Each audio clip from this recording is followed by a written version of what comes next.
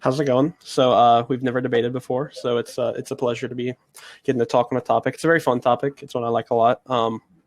So Mozart was the most talented composer slash musician to ever live.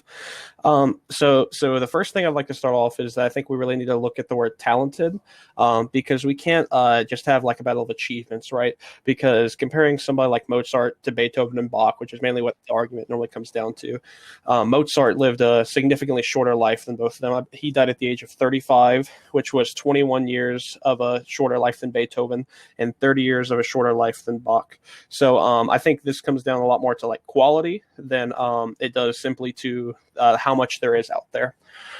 So I'll start with a few reasons why I think Mozart is superior, and then I'll turn it over to your arguments. So to start, I think Mozart's genius and the way he composed music outweighs all other classical composers, including Bach and Beethoven. So to start, most of Mozart's music was already actually composed itself. If you look at original Mozart score, they actually have very little scribble marks or errors out because he already composed most of the music in his head before he actually transcribed it to paper, which I think is really amazing. If you look at somebody like Beethoven, he was famous for writing on the walls of his room, trying to figure out exactly when he wanted to write. But somebody like Mozart did that all in his head, which was really phenomenal. The next being, if you compare the work he got done and the significance of that work, it really redefined the genre of like opera, for example. All of his operas, The Marriage of Figaro, the Queen or the Magic Flute, they really were very significant to music as a whole during that time, during its time in Vienna, and it had significant lasting impacts. They're still some of the most played operas in the world are that of Mozart's, and especially in a genre that he was not trained in as an operatic singer. It's really remarkable to see how he influences these other genres. And so I'm interested to hear who you have to say is your pick for this and your arguments for them. Okay, how's my Great. volume right now? Okay. No, I just, from a debate standpoint, I would be tempted to agree with you. However, the problem that you take a look at is that a lot of what Mozart did, while great, uh, it's not going to necessarily get where he is, quote, the most talented composer, musician to ever live. Okay. And as a result, I mean, I did a research and I did spot checks on the internet and I found over a dozen rankings where people were ranking the top 10.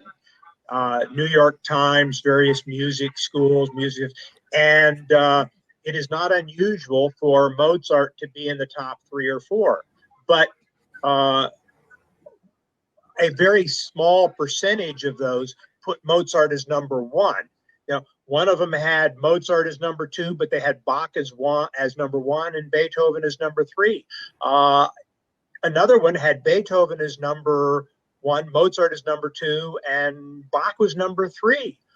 Certainly, you can argue that we probably could both agree in a debate those three composers are the greatest Oh, absolutely. composers. And we would then we would have evidence based on statistical analysis that they would be consistently ranked in the top. The thing you take a look at is that it's not necessarily quantity. Bach had over 1,100 compositions. Mozart, the Kerschel catalog, he had about 600 and some. Beethoven had about 130 some that are opus, and then he had another 270 plus that are other than opus listings. So, around 400, over a little over 400 compared to 600. But we don't rank uh, by by output. We take a look at significance and we take a look at some of the other aspects of it. So, and I will go with you that Mozart's operas, he wrote a large number of operas. But if you were talking to opera aficionados, you might have people who say that Verdi or Puccini might rank better than Mozart operas. You start getting into a lot of personalities. I mean, what you get down to is that if we were taking a look at like science, saying which rock is the hardest, we can define what hardness is, and we can actually measure, and we can look at talcum and diamond and emerald, and we can rank them. But when you start looking at ranking composers, now it's a very subjective quality. And how do we define what constitutes it? And I would, to be honest with you, I would be surprised that people under 30, you fit into that category. How many of them even know who the three composers that we're talking about? And if you asked the average 30 or under 30, I'll bet none of them could really speak to any one of those three composers. Yeah, so just on the last point, because I think it's interesting, I guess I'm especially privileged in this aspect because I'm from the state of Georgia, and Zell Miller, when he was the governor of the state of Georgia, that was when the research about the Mozart effect was coming out, which is the like cognitive and like the effect that Mozart's music has on the brain. And so he passed a law that every single newborn in the state of Georgia got a Mozart CD when they were born, and so that was very nice for me, and I always enjoyed it, and I still enjoy Mozart's music to this day. I have a question for you. I don't know if you ever have followed Rush Limbaugh or not. Somewhat, yeah, somewhat. Okay, he has a beautiful parody commercial exactly on that Zell Miller Mozart CD. It's priceless. It's real worth. I'll have to find it for you and get it to you, or you have to. But it's priceless. I'll have to look that up. But okay, so to start with some of your lists. So most lists I will concede. Most lists put Bach as the number one best composer. But when you look at like the reasons that they normally put Bach, it's because Bach wrote like so much music is the thing. Bach, like Mass and I think it's D minor is his most notorious piece. And it's a phenomenal hour-long piece. But he lived a substantially longer life than Mozart did. So that's why the topic I didn't word it is so who's the best composer, because that's very difficult, because that you have to look at impact. When you look at something like talent, I think that comes down to much more to your inherent ability and the quality of your work. And so when comparing Mozart to Beethoven, we'll start with that. So most of Beethoven's works were piano related, because he was a pianist. He did write 9 symphonies, to be fair, and he did some other like chamber ensemble work, but most of it was related to his primary instrument.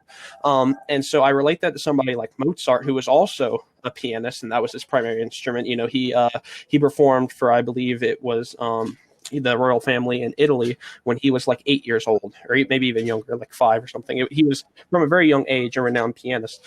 But he still was able to impact all these other fields due to his sheer talent of music, like the operatic field, which Beethoven only wrote 1 opera, and it's regarded as not a very good one at that. You don't hear about it too often. And even Bach's operas aren't. Come on, it's not that good. Fidelio is a classic, and it's also, it would be a modern pain to feminism, because here you have the heroic woman who goes into hiding and saves her husband. I mean, that's classic. Every feminist would love this concept. That's Fidelio. Fidelio is a fantastic opera, and when you've written a top opera, you can stop, because you'll never get beyond that perfection. Yeah, I mean, it's obviously good. I won't, because it's written by Beethoven, right? But you have to compare it to the others, right? Because like if you look at people who specifically wrote like operas, right? Like Puccini, you brought up earlier with like Nessun Dorma. So I don't think Beethoven's operas hold up to people that like wrote opera and were like operatically trained. Singular. Yeah, singular. Yeah. And then you compare that to something like Mozart's operas that defined the genre, like the Magic Flute, the Queen of the Night aria was like something that was not heard, because that was like truly like one of the first instrumentalization aspects of the voice at that time. Even. Oh yes. However, have you ever heard of Peter Shipley? No, I have not. PDQ Bach. Look him up. He's well worth it. Back in the 70s, 80s, 90s, and he may still be around. He was a musicologist who, in an effort to bring classical music to a modern time, he weaves a lot of fun, and he's done some wonderful parody things. And I mention that because he does an awful lot of funny stuff that will cause people to take a look at classical music. However, one of his comments, when you mentioned the aria of one of the arias of the Magic Flute, I mean, it defines the idea of a shrill lady whose voice will break, your mother-in-law whose voice will break Absolutely. glass. Okay. It's a little bit hard to take. Well, one of the reasons that the Queen of the Night aria is so infamous, right, is because one, it does go into that upper range. The staccatos in it are very difficult, but it also goes down to one of the lowest range that you find in operas for a soprano lead. So it shows Mozart's like masterful way of using the entire musical canvas available to him and how he writes his music. But you can find some of the same stuff in Beethoven, both his Ninth Symphony or his choral movement, because there you've got the choral becomes it's like the fourth movement is the longest movement, and there's some people who will almost break the fourth movement into two parts: pre-choral and then post when the choral picks in. And the choral, you need four phenomenal singers, and you've got the entire choir being challenged to the highest ranges and the lowest ranges. When it was first written, the sopranos were saying the notes got to come down, but one of the top soprano singers who was doing the soloist, it's like, no, we can do it. And it is beautiful. And you never get the feeling like with the Queen of the Night in Mozart that you're going to have any breaking of glass. It's almost heavenly and sublime. The gates of heaven open up when those sopranos are hitting those high notes. You don't feel like there's going to be glass breaking and falling down on Yeah, no, I agree. I think Beethoven's ninth and his third are obviously, and his fifth as well, are all very great symphonies. But when you look at something like talent, right? So Beethoven was classically trained by his father, as was Mozart. But Mozart's father was not a very profound composer. He was a very small local. I think he was Austrian composer, and I think most of Beethoven. Also, yeah, go ahead. Beethoven was also had some training from Haydn. Well, he also had training from Mozart. Actually, when Beethoven went to Vienna, they don't think that they're not sure they ever really met. After Mozart passed away, there were people who took a look and had the young Beethoven was told that it's like, you are going to get the mantle from Mozart. And he took into studying a lot of Mozart's works, and some of his early works have a Mozart flavor because he studied the works. But historians don't really think that they ever really met. Well, it is up for debate. A lot of people do think that they met in 1787 in Vienna, but regardless, you can clearly say that a lot of his work was inspired by Mozart. Some of his early works, in early drafts, say dedicated to Mozart. But I think the reason that Beethoven is regarded so highly in the musical community, not to discredit any of his work because it's all truly phenomenal, but because of his story more than his actual musical acclaim in a certain way. So everything he does is phenomenal, of course, but a lot of it comes from him being deaf and his abusive father and overcoming that to write these brilliant symphonies. But if you look at the quality of what Mozart did compared to what Beethoven did, Mozart did a lot of high quality work in a much shorter amount of time. So with Mozart and his operas, and then Mozart with his 41 symphonies, and then they're all phenomenal pieces of work. And then his trumpet concertos and his violin concertos, it's. His later symphonies are wonderful. His Jupiter is, let's put it this way, his Jupiter symphony approaches the quality of most of Beethoven's symphonies, but a lot of his early symphonies they were written as a child and a teenager and a young man, it wasn't until he got into the 30s that they started approaching significance. They were light and airy. Yeah, I agree, and I think you know, a lot, like we said, a lot of it is from his teenage years because he did live such a significantly younger life than the others. But I don't think that discounts like the acclaim that it did, because even at a young age, like Mozart was the talk of Europe, right? Like, you know, I think he wrote his first concerto at the age of like 7. He was greatly talented in that. Even on his deathbed, he was having one of his apprentices finish or attempting to finish the Requiem Mass that was commissioned for him. And so there's a lot of small details in Mozart's story that I think differentiate him from people like Bach and Beethoven. So like I said, I think Bach is regarded so highly because of how much Bach there's out there, because he lived till he was almost 70. And he did a lot of high quality work over a long period of time, and he's greatly regarded because of that.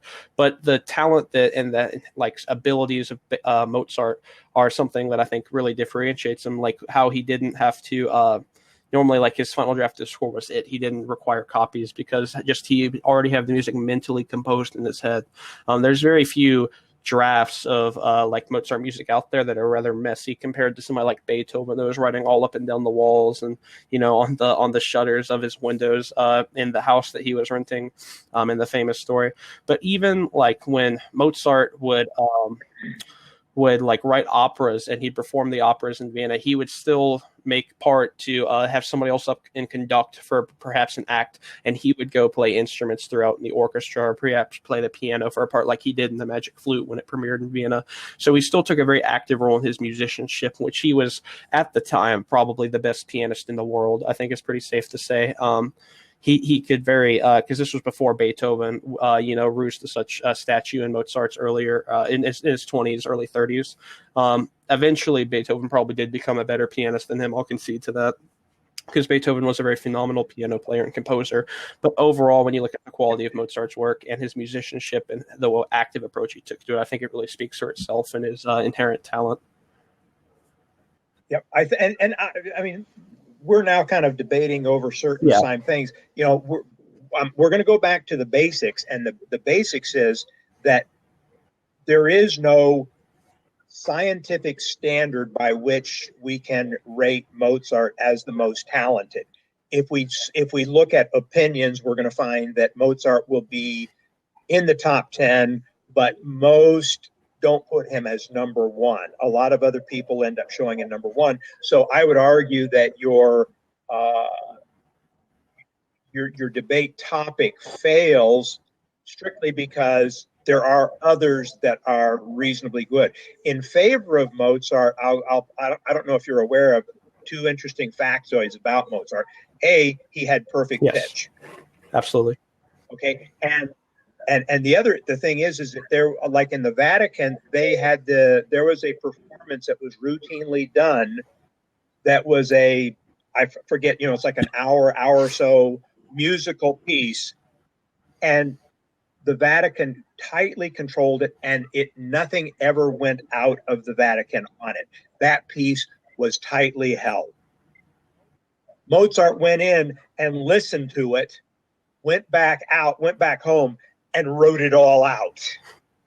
I mean, it's almost like he had I'll call it a phonographic memory for those people who remember the old phonographs, okay? He was able to record that whole thing in his mind and come out and make out a score for it. The notes for the instruments and the singing and everything. So it's like he went in and cracked the code of this very secret, tightly held. It's like if you wanted to hear it, you had to go to the Vatican to hear it, not after Mozart. Okay, but here would be the challenge that I would have to you. Okay, and let's put it on a challenge. And you can still come down on the other side, and that's fine because it's opinions ultimately. But suppose I were to take 2 nearly contemporary artists. I'll say Michelangelo, and I'll take Leonardo da Vinci. Now, both of these people were noted for polymath. They were great in many things beyond painting.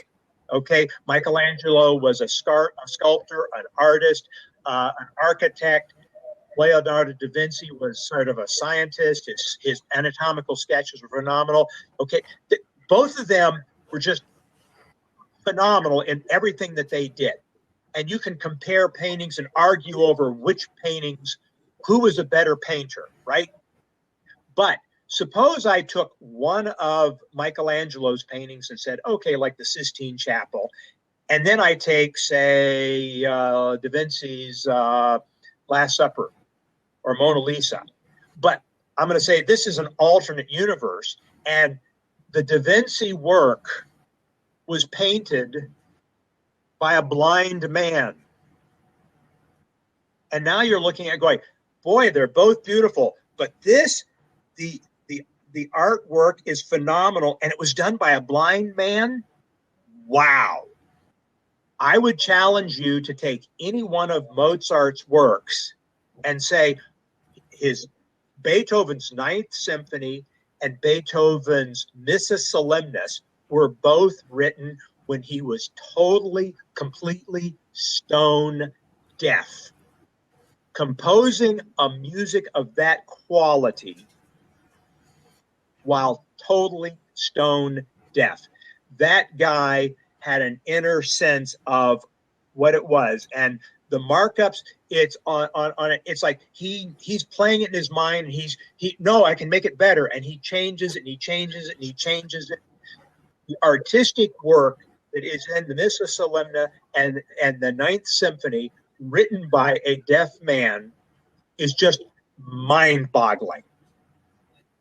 And so if you wanted to take a challenge and say, which one would be greater, I would say, let's put, let you get a survey and you say, let people listen to snippets of music and say, who's the greater composer, and play some Mozart, and then play Beethoven and say, oh, by the way, when Beethoven wrote this, he was stone deaf. Where do you think people would come down? Yeah, so that's my challenge. So I think I obviously, Beethoven being deaf is incredible, and it's always an incredible story, and that plays a part into it some, but and that obviously shows that he's musically talented, right? But part of it is because it was much later in his life when he became deaf. I believe it was only like the last 10, 15 years of his life that he was 100% deaf. He could still feel vibrations to most extent when he would play on his piano. There's the famous story of him sawing the legs off of his piano so he could feel the vibrations through the floor. And so, but even if you look at the quality of their work, right?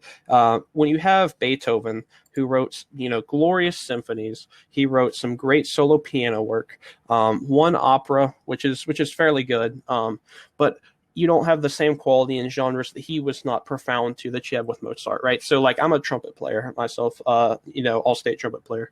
I'm the principal trumpet player at my college in Georgia.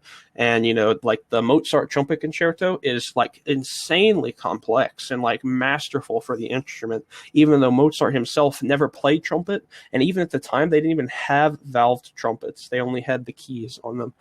Even in other, the Mozart violin duets, and what he wrote for other instruments that he was not profound and trained in naturally, that he just understood, is what I think differentiates. Because Beethoven, Moonlight Sonata, of course, you have these excellent pieces written by Beethoven, but they are for his primary instrument or for a symphony, which I think is a much different thing than being able to specifically narrow in on an instrument and then give that instrument and show your masterful ability in composing for the instrument.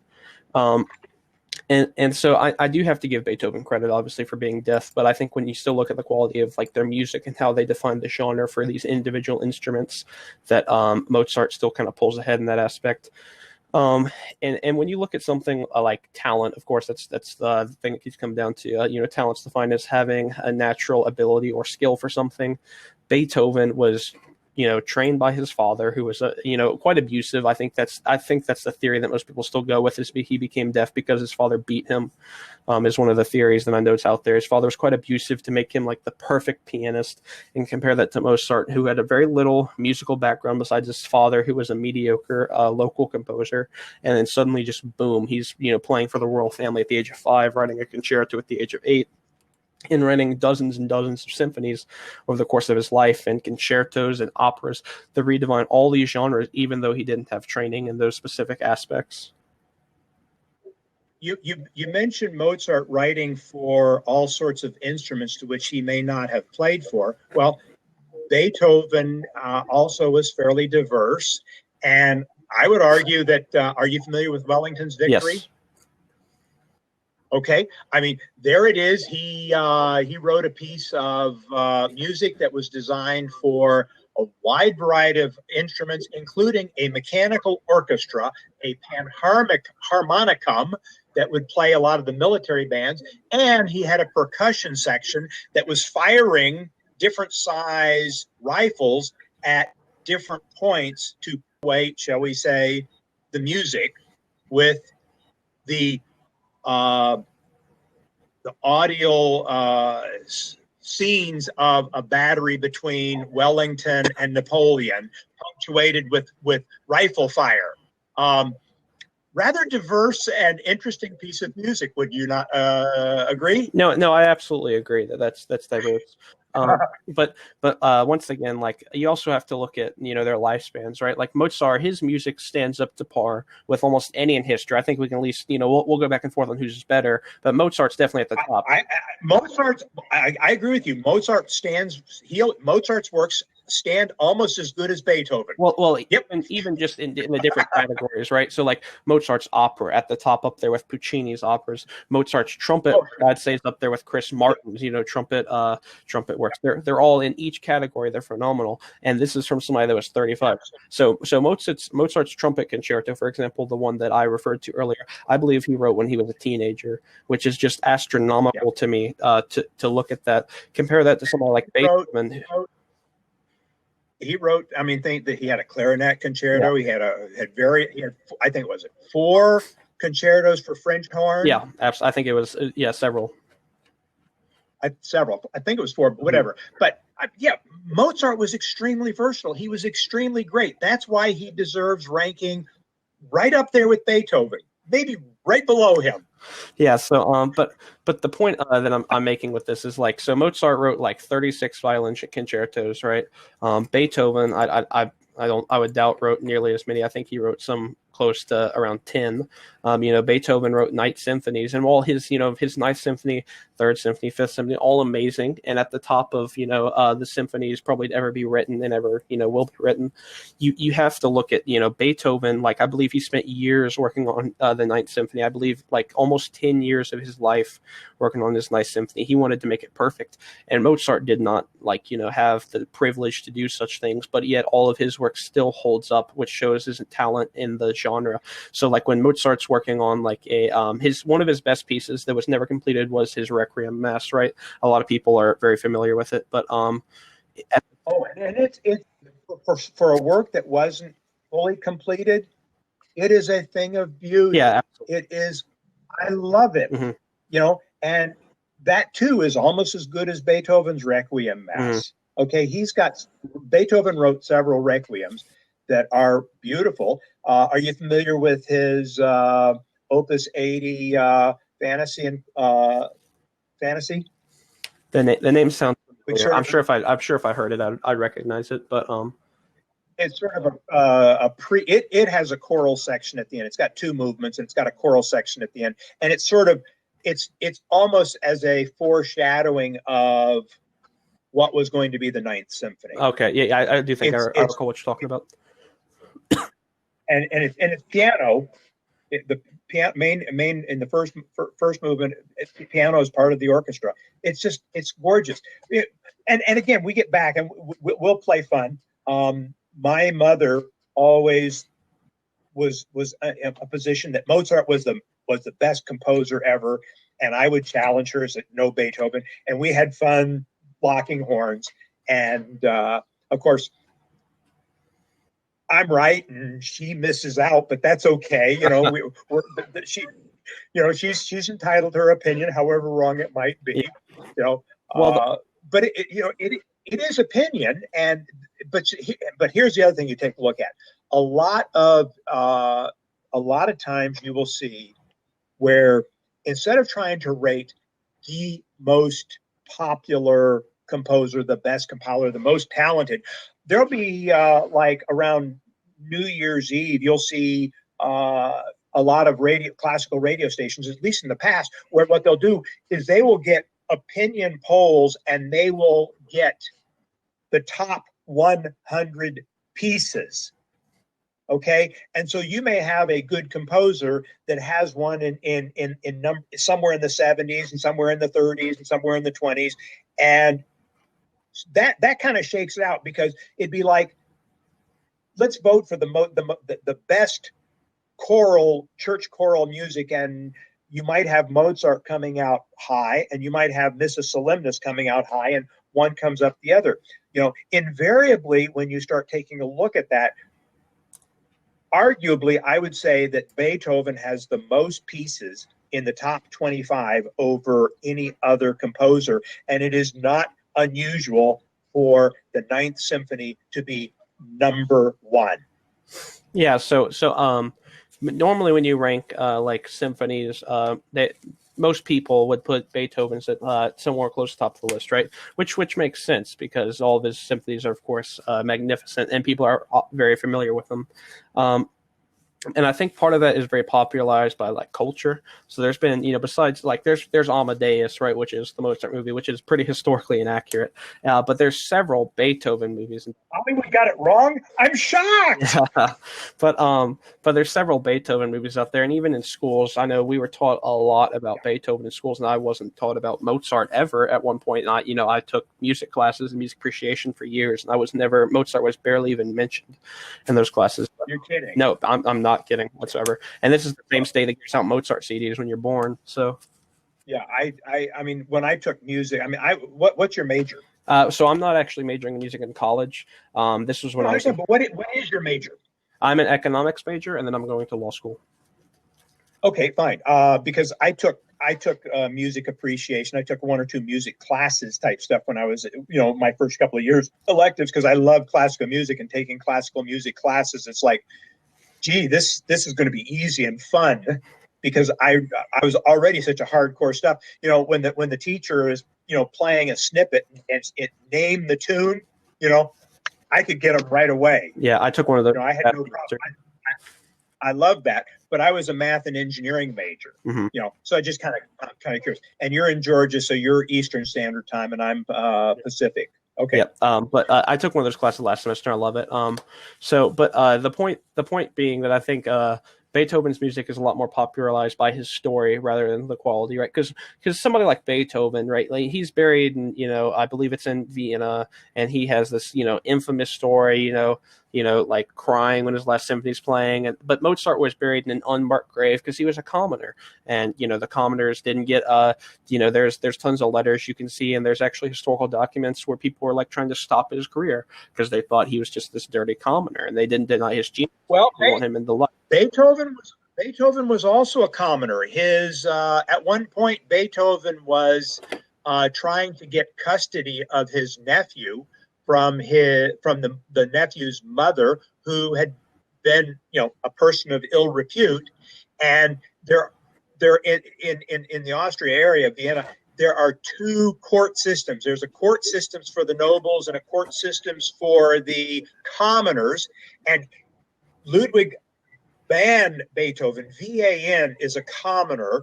V-O-N would imply nobility. Well, he tried a little sleight of hand with the V-O-N and was in the nobility court, and they caught him, and they kicked him out of the nobility court and bumped him back to the commoner court. So Beethoven was a commoner as well.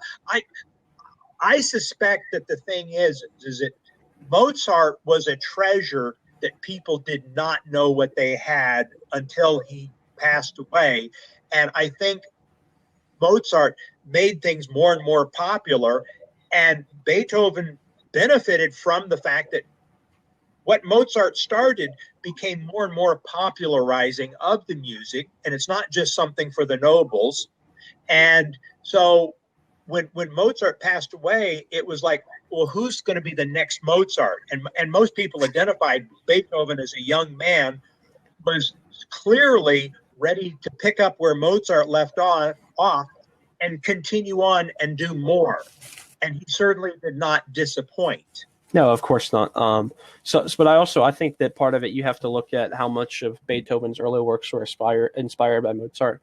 Like if you listen to, if I played 10, like the average person that probably is somewhat musically inclined, if I played you 9 uh, Mozart pieces, and then I played you Beethoven's Third Symphony, which is largely considered one of his best symphonies, you probably couldn't tell that it was a different composer because just how much of his earlier works were inspired from Mozart, especially since they are one of the theories out there is that they met in Vienna in the late 1700s and discussed some of their composing styles. But when it comes down to before the debate. We'll just go over this. We'll go back and forth, maybe 30 seconds, then we can just open up for discussion.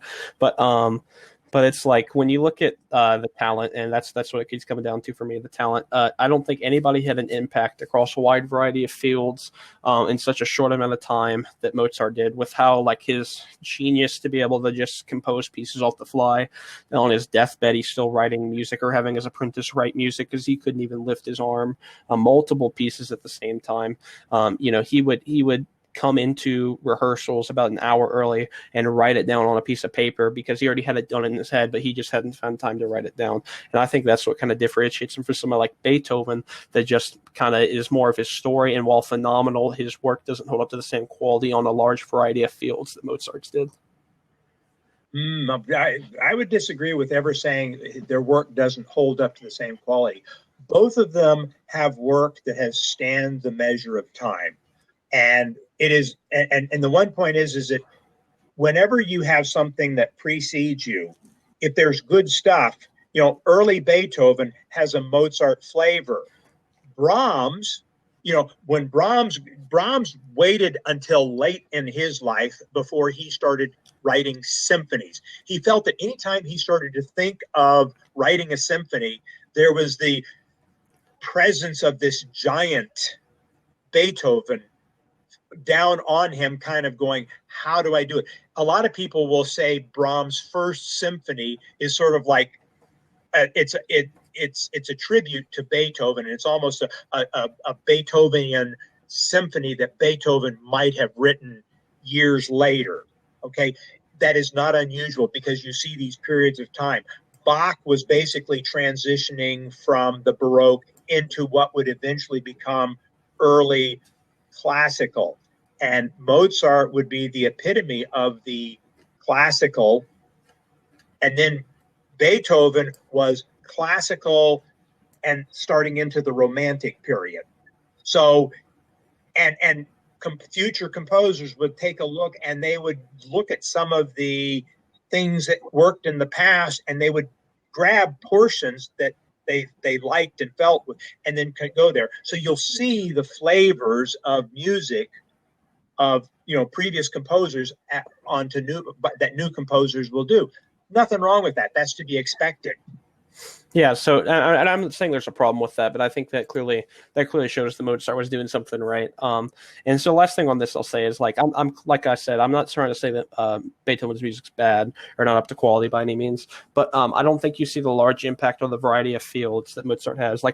Since I'm a trumpet player, I'll keep going back to that. But I don't even know if there is a Beethoven trumpet concerto, and if there is, I've never heard of it to significance. I'm sure with a simple Google search I could find it. But I mean, it doesn't hold up to things like the Haydn trumpet concerto or the Mozart trumpet concerto or Ronda alla Turca or stuff like that are just classics to the instrument. Even things like Mozart's string quartets are very renowned. And while Beethoven did write for all these different things, and he did write a opera, you don't see the same impact in works all across the musical field that you see with Mozart. With most of his operas being classics, his instrumental works being classics, his string works being classics, and his symphonies also being large in number and highly impactful. And so while Beethoven's music is good and his symphonies are amazing across the field, I don't see the same impact. Now I have to ask, because I'm curious, what's your favorite classical musical piece of all time? I would have to put Beethoven's Ninth is right up there as probably one of my favorite because of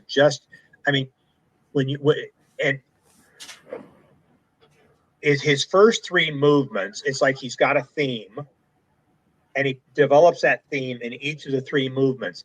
And then in the fourth movement, he introduces the fourth theme, and then he goes back and he plays back and forth with the first three themes, and then they kind of latch back onto the fourth theme, and that resolves itself, and then you start the choral work. And the choral work with, I mean, it's like I've had one. It was London Philharmonic, and Daniel Barenboim, I believe it was, is the bass baritone that has the best opening delivery of those initial statements. You know, where he speaks, you know, Freude, nicht dieser Tenor, and when he calls for that, you know, to get that deep baritone, it's just it, and then you get elevated to the highs of the sopranos singing so high, and you're just thinking that's not humanly possible to go that high, and it's so beautiful. It just, I mean, it just, how do you beat that? Yeah, that's definitely. I mean, that's among the top of my list as well. My personal favorite, just because how much it speaks to me personally, is Gustav Holst's The Planets. Of course, classic Jupiter being my favorite of all the Jupiter chorale. Never always puts a smile on my face, regardless. But I'd say like Queen of the Night, Mozart's The Magic Flute's also up there, just because how it speaks to me. I don't know. I'm a large believer in the Mozart effect itself because I feel like it helps me focus a lot. And something I've been pushing for a long time is that you should be allowed to listen to music during standardized testing in schools because of that. When I was going to college and whenever I was studying and working on papers or something like that, I would usually have my LP, 12-inch LP playing, and I got to the point where I would tape them and I'd play my reel-to-reel, and I'd have hours of music and I'd be playing it while I was studying. Yeah, no, I do that all the time. Especially like I like modern classical a bit. Like Johann Damage is one I've looked. He's about last like 30-40 years. I think he's a very good composer. And some of his work really gets back to some of the core roots of classical, adds in some new flavors. If you're familiar with anything he's done. Well, the thing here, I think we can be. I mean, it would be interesting to have a time machine and look ahead 150 years from now, because much in the way you had. Some composers that would write music, like Mendelssohn would write incidental music for plays. Okay. Mm-hmm. Beethoven wrote incidental music for plays, Prometheus, Egmont, that sort of stuff. Some of our modern composers that compose interesting music would be like John Williams and some of these others for movies, and they're selling the musical scores. You know, you can buy the music for various movies, and 150 years from now, people might be regarding John Williams the way we regard Mozart and Beethoven. And it's kind of like, I hope they don't lose a link to Beethoven and Mozart. Yeah, I agree, and I think John Williams is phenomenal for what he does, and you know he's pretty old, so when he passes, I think it's gonna really be a large change to the way that we currently see classical music. I hope music doesn't get like too caught up in like having to be movie related. That's my only. I understand. Yeah, but you see, but I can appreciate that sort of music as closer to the classical roots than some of this atonal crap that comes out of composers like John Cage and some of these other stuff. It's like it's fingers on a blackboard. That's not music. Yeah, you're comparing great artwork by painters with people throwing cans of paint on canvas and calling that art. Yeah, that's why I'm not such a big fan of like some of like Hans Zimmer's scores that he does for movies, is because of how like electronic and like abstract he gets. But some great, like I like Eric Whittaker's work. Frank DeKelly's work is also amazing. Yep. Samuel R. Take a look at 2001: A Space Odyssey. When they made the movie, they had a whole bunch of written music for it, and they basically said this don't work, and they scrapped it, and they went back to classical music. They had they had Johann Strauss, they had Richard Strauss's Also sprach Zarathustra, the opening themes of it. They basically went from crappy modern stuff to let's bring in some of the classical stuff. And it's the best that way. Well, we're down to our last 15 seconds, so it's been a pleasure talking to you. I always love talking to classical. Great talking with you, and yep. Enjoy. All right. Have a nice night.